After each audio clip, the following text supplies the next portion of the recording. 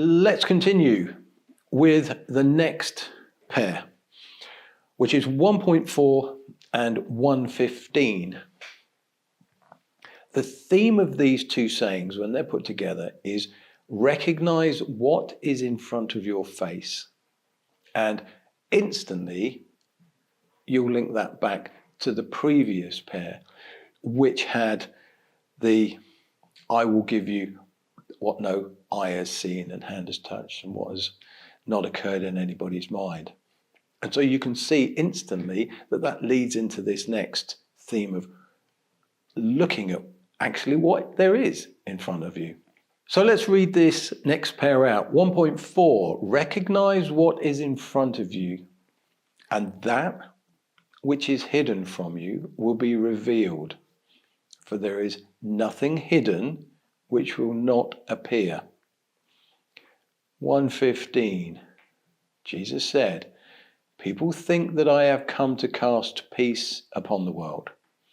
They do not know that I have come to cast divisions upon the earth, fire, sword, war. For there will be 5 in a house. 3 will be against 2, and 2 against 3. Father against the son, and the son against the father, and they will stand as single ones. 1.4, recognize what is in front of your face, and that which is hidden will be revealed to you. There's nothing hidden that will not appear. That is an introduction to the Thomas Code. That is telling us to look at the second pair with new eyes, with new understanding. It is also telling us that what we learned in the previous pair about our senses and our perception needing to be retuned is the very thing that we need to do in order to see the world with fresh eyes that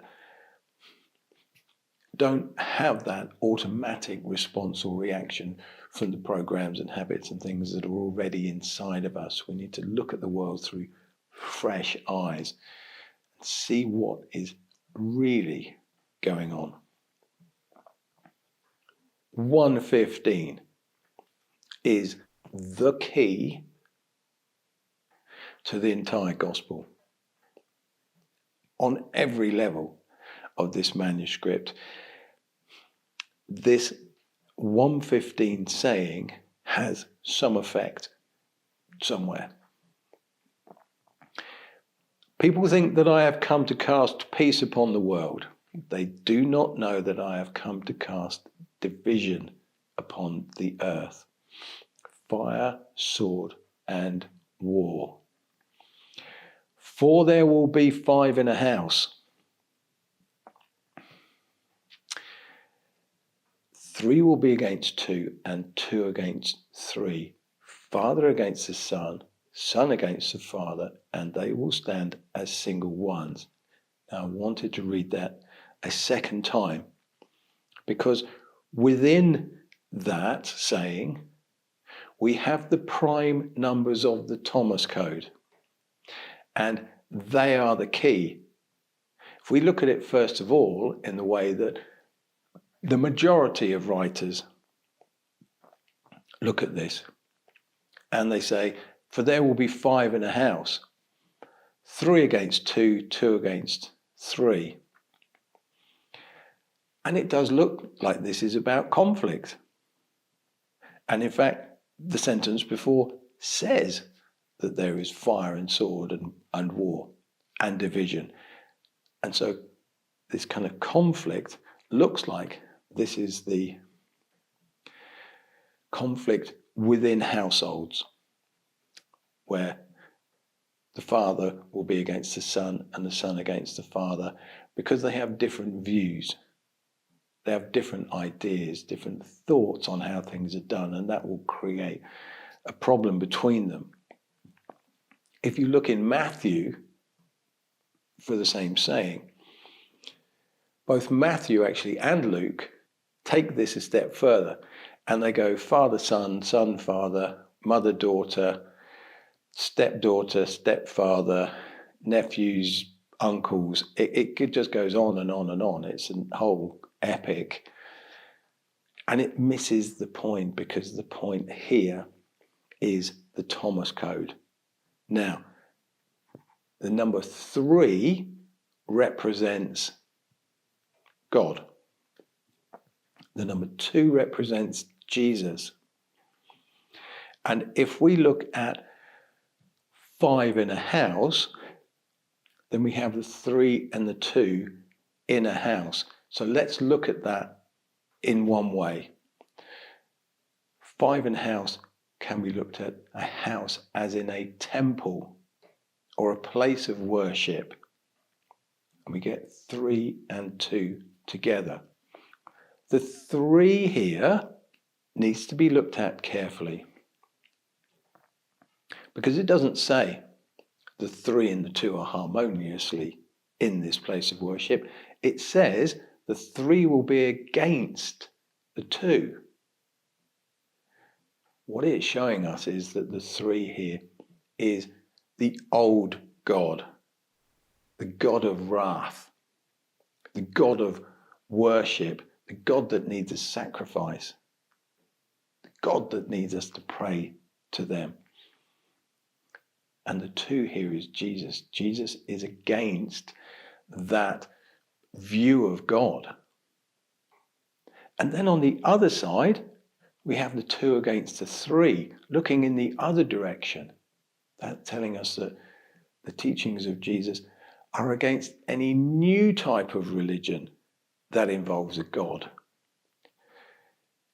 Within this manuscript, the sayings only use the word God when they are referring to the old idea of God. Jesus talks about the Father, or the living Father. He's talking about the living consciousness. He has a different relationship with that consciousness that he is immersed in. It's not something that he needs to worship or idolize or pray to. None of that is there. So here it's telling us Jesus is against those forms of religion that tie people into religious practices. It's an astonishing thing. And the next sentence confirms that. It says, Father against the Son, Son against the Father. What an incredible insight. But you don't get that if you don't have the Thomas code. You need to know what the prime numbers represent in order to get that.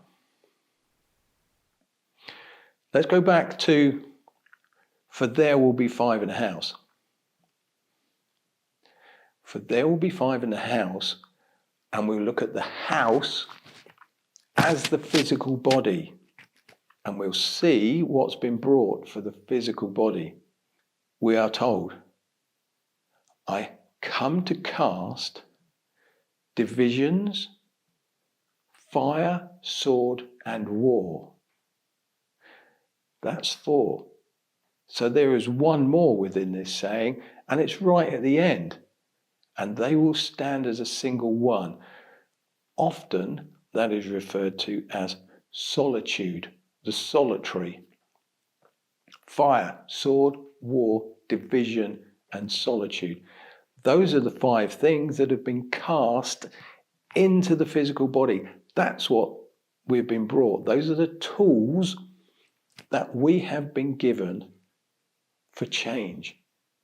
Now, those 5 tools can be used to dissect and pull apart and look at the sayings. We can look at the sayings through those 5 filters, but we can also use those 5 tools to look at ourselves, to help us to pull apart what has been cemented in within us. We're going to need fire. Fire is spiritual knowledge. We've started to get that spiritual knowledge because now we have a greater understanding of what we are and how this dimension is put together. Sword of awareness. Sword of awareness is this internal consciousness that watches what you do. And it suddenly begins to notice your automatic responses and reactions and thoughts that happen as you go through your day. Most of what you do every day is automatic. It doesn't seem that way because we think we're conscious, because we think we're awake. The awareness that you will begin to cultivate cuts into that. It starts to look at what you do and says, why do I do what I do? That's a fantastic moment. War, conflict, that can be internal, but it is going to spill out external. That's what gives you the 5 in the house, Father against the Son. When you begin to challenge why you do what you do, it will have a repercussion. It has consequences with those people around you. You start to look at the world differently. You start to respond and react and do things differently. And for those people who are very set in their ways, who very often see the thoughts and beliefs in their heads as facts, when actually they're not facts, they're beliefs, they're thoughts, that creates conflict, internal and external. The next one on the list, which has been brought to us, is division. That conflict leads to division. You start going off in a different way. You start to follow your own thoughts, even if that's very different than what your family does, what your friends do, what your society does. You know that there is a direction that you personally need to go in. That's division. And that leads to the 5th element that we've been given, and that is solitude.